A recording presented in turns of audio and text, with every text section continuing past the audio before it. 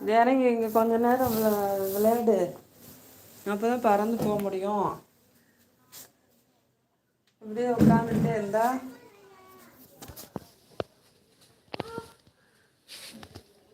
இது எப்படி பறந்து போகிறது? ம்,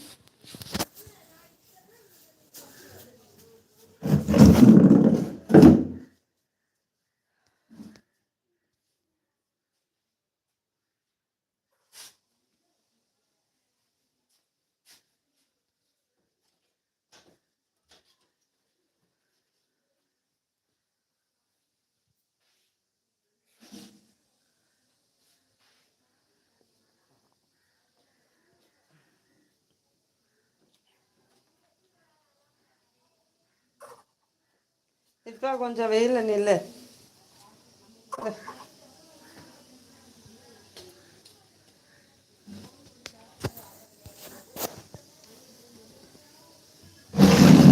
பறந்து போக முடியலையா?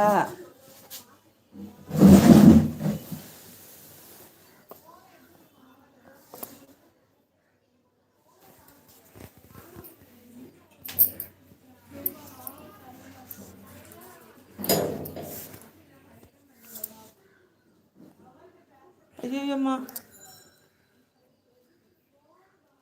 எனத்தையும் பிடிச்சிட்டு வந்து அதை விட்டுட்ட. அந்த போயிடுச்சு பாரு,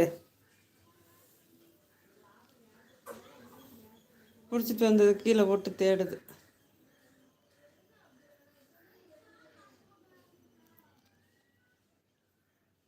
எப்படி பார்க்குது பாருங்க, பூனையும் அந்த பறவையும். அக்கா பறவையா? அக்கா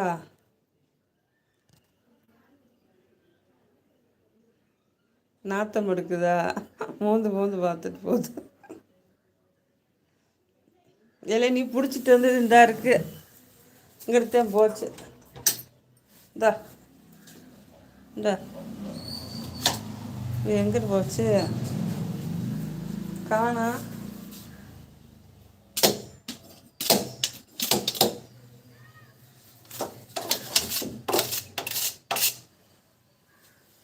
எங்கடா விட்ட? எனத்தையும் பிடிச்சிட்டு வந்தியே பள்ளி மாதிரி, விளையாடுறதுக்கு பிடிச்சிட்டு வந்துருக்கு. எதையுமே விளையாண்டுட்டு தூக்கி போட்டுருவாங்க.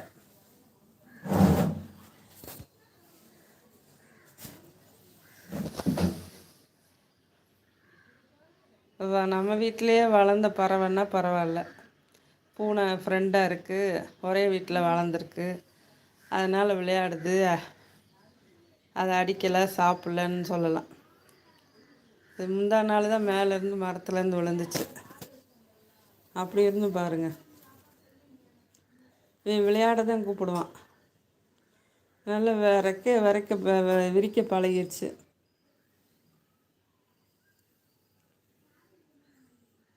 கொஞ்சம் தெம்பு வந்துடுச்சு.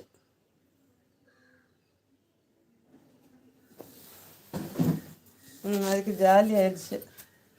அது நடக்க ஆரம்பிச்சோன்னே விளையாட வருதுன்னு, இந்த வா எழுந்துச்சு வா ஓடு அப்படிங்குது.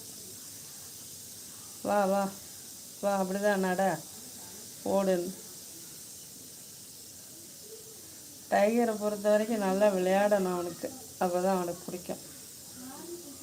அவன் சின்ன பையன் தானே.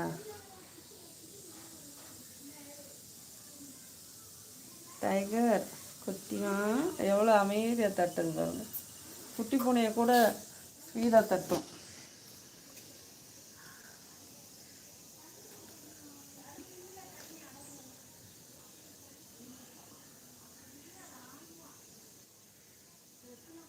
இறங்க எழுந்துச்சி எந்திரி.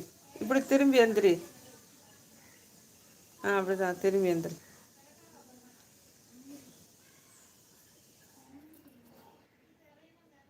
வயசான பறவையாக இருக்குமா?